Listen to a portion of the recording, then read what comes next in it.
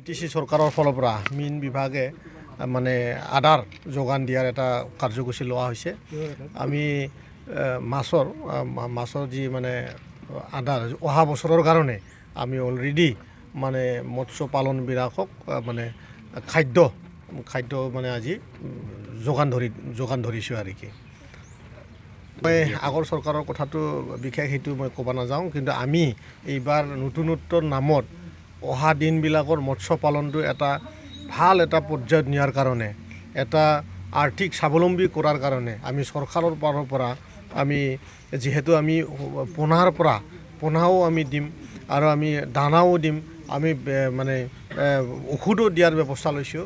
1 hectare মাটিত মানে যিমানখিনি আমাৰ মাছ তাত আমি দিব পাৰোঁ সেইখিনি মাটিৰ ওপৰত আমি পোনা মাছো দিম, দানাও দিম। মুঠতে আমি আৰ্থিকভাৱে স্বাৱলম্বী কৰাৰ কাৰণে এইটো ডাঙৰ এটা পদক্ষেপ আমি বিটিচি চৰকাৰৰ পৰা লৈছোঁ। তাৰে আজি প্ৰথম মানে দানা ডিষ্ট্ৰিবিউশ্যনৰ কামটো হৈছে আৰু কি। পূৰ্বতে আমি ৰাজহুৱাভাৱে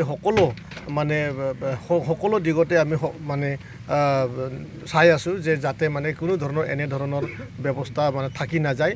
আমি তাৰ কাৰণে আজি আপোনালোককো আমি নিমন্ত্ৰণ কৰি আনিছোঁ আৰু আমি ৰাইজক লৈ পেলাই আমি ডিষ্ট্ৰিবিউশ্যন চেৰেমনি লৈছোঁ। আমি আগৰ কথাটো ক'বলৈ নাযাওঁ, এতিয়াৰ পৰা আৰু মৎস্য পালন বিভাগত আৰু আমাৰ তেনেধৰণৰ মানে ঘপলাপি বা তেনেধৰণৰ আৰু ব্যৱস্থাটো নহয়, ভাল এটা ব্যৱস্থাৰে আমি সকলোকে সমান দিগেৰে আগবঢ়াই নিয়াৰ কাৰণে আমি কাম কৰি যাম। ককলাবাৰী যি আমাৰ ফাৰ্ম আছে, সেই ফাৰ্মত আমি 2 কিলোমিটাৰ আমি এটা পুখুৰী বনাবলৈ গৈ আছোঁ। ওদালগুৰিত এখন আছে, সেইখনতো আমি মানে নতুনত্বৰ নামত তাতে পুখুৰীৰ লগতে এটা টুৰিজম এটা প্লেচ আমি বনাই আছোঁ। সেইটো বিটিচি চৰকাৰৰ পৰা ডাঙৰ এটা প্ৰকল্প লোৱা হৈছে।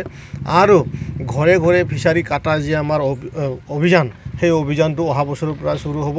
ৰেভিনিউ ভিলেজবিলাকক আমাৰ 10 বিঘা কৰি মাটিৰ মানে আমি এতিয়া পুখুৰী কাটি দিয়া, লগতে মাছ দিয়া, লগতে দানা দিয়া ৰেভিনিউ ভিলেজত, সেইটো আমি কাৰ্যসূচী লোৱা আছে।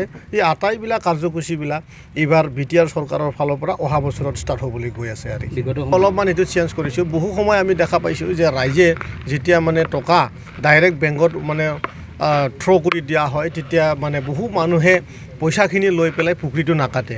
তাৰ কাৰণে আমি এইবাৰ সেইটো কণ্ট্ৰেক্ট বেচিছত দিয়া হৈছে। গতিকে কণ্ট্ৰেক্টৰে এতিয়া ডাইৰেক্ট মানে মানুহৰ ঘৰত গৈ পেলাই পুখুৰীটো কাটিব আৰু আমাৰ যি অফিচাৰ্ছ আছে, অফিচাৰবিলাকে ভেৰিফাই কৰিব। পুখুৰী হোৱাৰ পিছতহে এখেতসকলক পে'মেণ্ট দিয়া হ'ব। গতিকে এইবাৰ আপুনি যি ধৰণৰ প্ৰশ্নটো সুধিছে, সেই প্ৰশ্নটো আৰু মানে ৰিপিট যে নহ'ব, সুধিব লগা যে নহ'ব, সেইটো মই মানে আপোনালোকৰ 100% ক'ব পাৰোঁ আৰু কি। চৰকাৰ বুলি নহয়, অসম চৰকাৰে এইবাৰ মীন পালন বিভাগটো বহুত গুৰুত্ব ধৰণে লৈছে।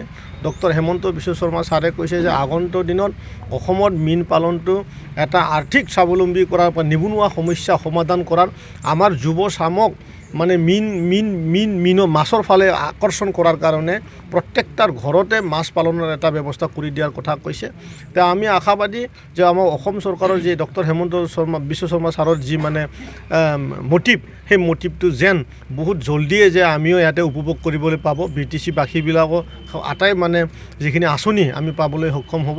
গতিকে মই এটা কথা ক'ব পাৰোঁ যে আগন্তুক দিনত মৎস্য পালন আৰু গাহৰি পালন আৰু গৰু পালন, ছাগলী পালন, লগতে হাঁহ কুকুৰাৰ পালনটো এটা যে নতুন ৰূপ ল'ব, সেইটো মই আপোনালোকৰ মিডিয়াৰ থ্ৰুৱেদি ক'ব পাৰোঁ আৰু আমি পূৰ্বৰ কেলেংকাৰীৰ কাৰণে আমি CBI তদন্ত বহুতো আমি ডিপাৰ্টমেণ্টত দিয়া হৈছে, CIDত দিয়া হৈছে। আইদতে আমাৰ হাতত মীন বিভাগত তেনেধৰণৰ কেলেংকাৰী হোৱা আমাৰ হাতত মানে কোনো কাগজে কলমে আহি পৰা নাই। গতিকে আমি মীন বিভাগত এতিয়া মানে তদন্তৰ কথাটো আহি পৰা নাই আৰু কি।